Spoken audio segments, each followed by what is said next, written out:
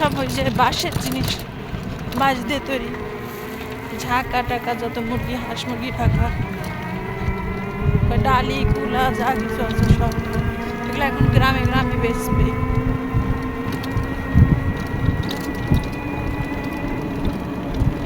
এখন ধান কাটবে না, ওগুলা লাগবে অনেক। যেমন দেখো ধান পেকে গেছে, সেগুলো লাল লাল হয়ে গেছে। আর আকাশটা কত সুন্দর।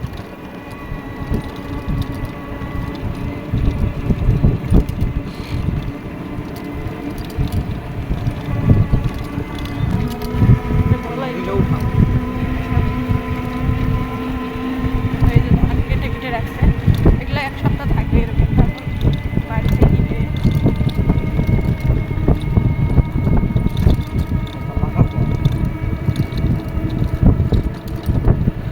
আস্তে আস্তে প্লেনের মতো নিয়ে যাচ্ছে।